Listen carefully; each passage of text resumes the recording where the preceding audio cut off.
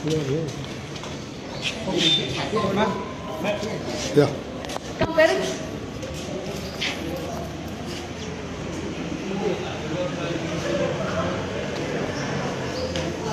Yeah. Parents, please come.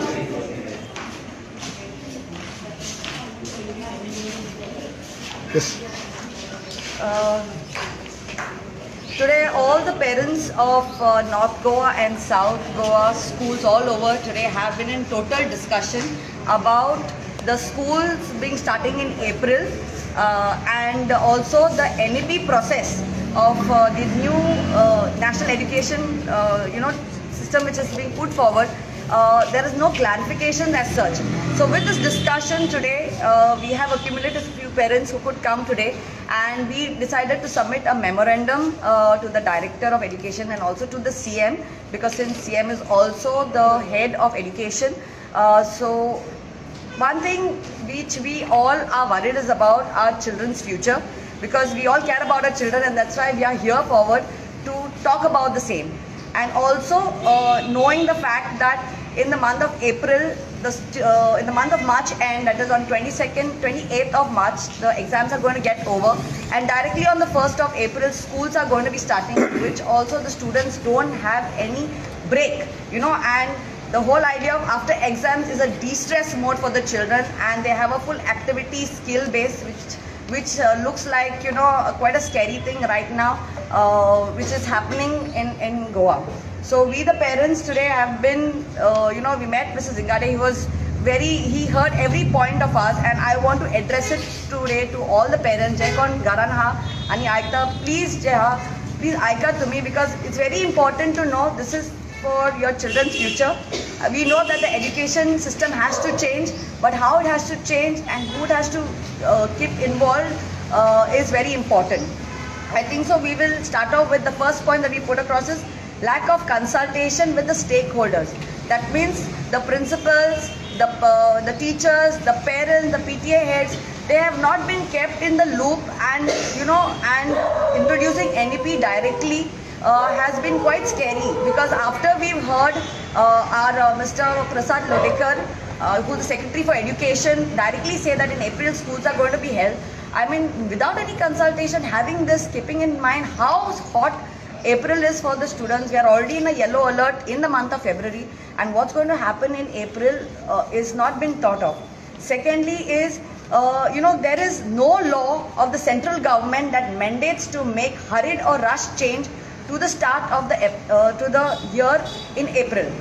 The NEP 2020 and SCFSC 2023 documents do not mandate or suggest the start of the academic year in April, nor do they mandate or suggest to align the academic calendar year with CBSE or ICSE board calendar. Okay, this is the second point, that without keeping that in mind, they have directly gone ahead. It is not mandatory. So why impose that on the children for the month of April? Third is the inadequate infrastructure. You know that most of our schools in Goa don't have proper infrastructure. When I say not enough of washrooms, water scarcity, then also because of there's no proper water in the schools because of summertime, then children will get all of the infections such as dehydration, then the infections of UTAC, also kidney stones, and the spread of waterborne diseases. Thirdly is, there is no choice of vocational subjects before the students, and therefore forced to take up only vocational subject offered by the school. The training of the teachers for the implementation of NEP 2020 is below the standard, as the resource material of the SCRT was found to be lacking, and this issue was raised in the Goa Legislative Assembly. Then the fourth point that we discussed is the climatic condition. आम्ही जाणा की April महिन्याने इतले गरम जाता that children cannot be into closed room, nor we have a cooling facility. At least some schools have fans, some schools the fans are not working, we have power cuts, we have water shortages. So keeping the climate into consideration, this April month should not be held, and we should go back to the academic year of June. Then we talk about the contradiction to holistic development. in the month of April, all our children are learning different skill sets. They go for sports, dancing, music, arts, cooking, art class, name the classes, because that is based in building up their skill set. So what if they go to a regular school, they can't do all this kind of skill set and de-stress themselves soon after exam, which will create a lot of impact in their upbringing and de-stress mode soon after exam. So we've asked, like as much they're saying holistic development, but NEP without consideration that April is going to be tedious soon after exam, they have not put that into mind and just introduced this. Then curriculum changes, increasing the burden of the students. We have clarified with the director, and he has assured us that there is no extra burden and the class hours will be the same for the students. It's just that if they're given any project work, they can either do it from home. So in that we ask, sir, if everything is going to be consistent with the hours, why do the children need to come in April? They do not need to come if it's already going to be adjusted in the month from June onward. So which that he had a thought, and he said he will definitely think about it and he will put it across with the committee. Then main thing is unclear instruction. The 7th point is unclear instructions regarding promotion of class 9 standard student causing mental health. Now if the child just finishes exams on 28th of March and then he joins 10th standard in the 1st of April, is the results out? The results are not out. What if by the time the results are out and the child ends up failing? And say the child suddenly now they are promoting first they have mass promotion. If the child is not able to cope up and he is promoted to 10th standard and then suddenly he is told that he is failed in more than 4 or 5 subjects, what is the stress level going to be of that child? First of all, he can't cope up his 9th standard, then he is put into 10th standard education, made to study, and then he has to answer backlogs of his subjects of what he has failed, which is totally traumatizing. On top of that, bullying also can be another impact where the other children will start making fun of the kids, saying that, oh, you have failed, how are you going to complete?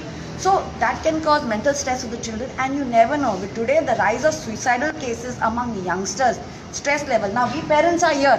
There will be a lot of parents who don't understand this and will impose a lot of stress on the children.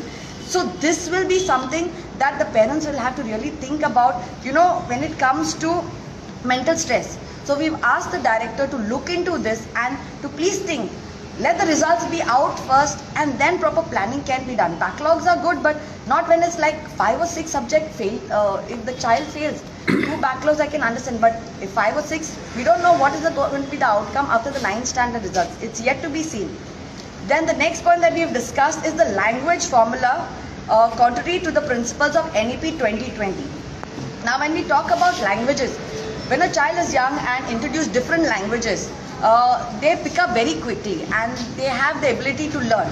But what if you constrain that and you don't give them the languages? Say suppose you don't give them any of the foreign languages, and if you don't give them the foreign languages, in the future they will not able to get opportunities in the field of international trade, diplomacy, Indian embassy and Indian foreign services.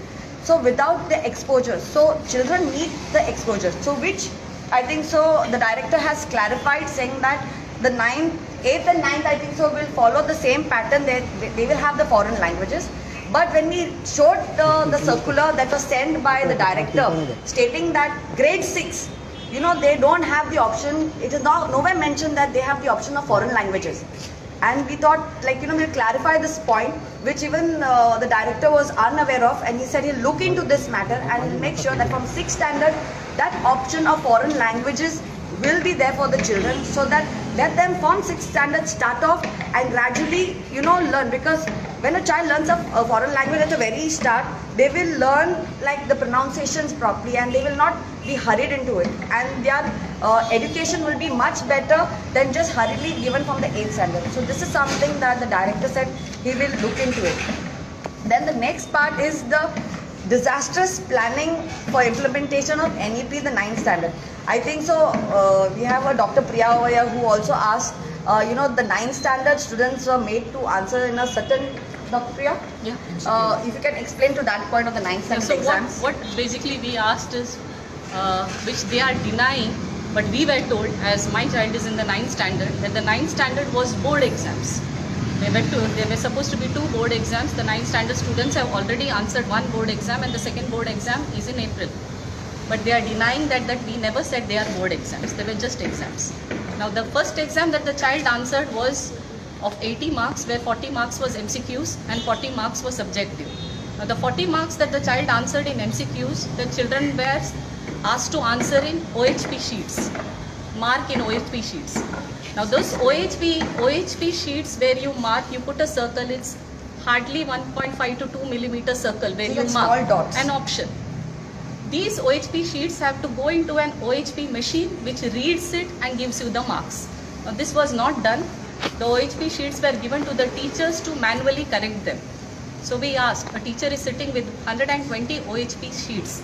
How much of human error is going into it? And how much of stress is going into that child who doesn't know how much have I scored in MCQs and how much have I scored in subject?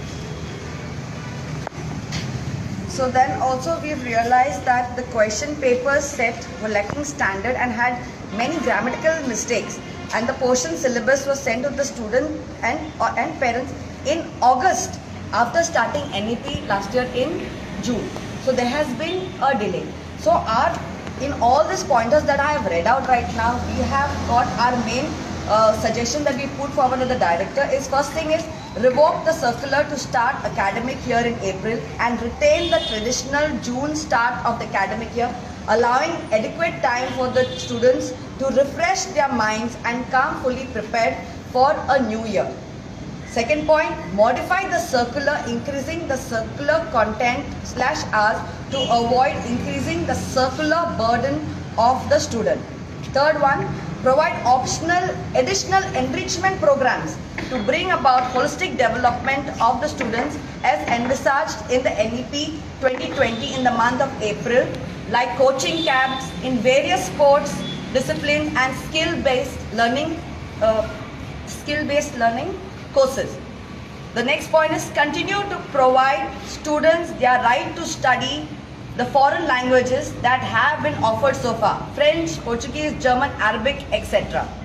So if all these pointers are put forward, what we can request the director and the CM from the parents who are present here. A lot of parents couldn't come, but all the parents are doing signature campaigns and are going to be emailing the director, and we told the director also that you will be receiving lots of emails from PTA members from all over the school, because this is a great concern.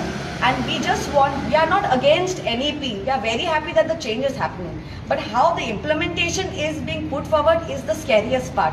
And we do not want the children who are presently in school to be guinea pigs.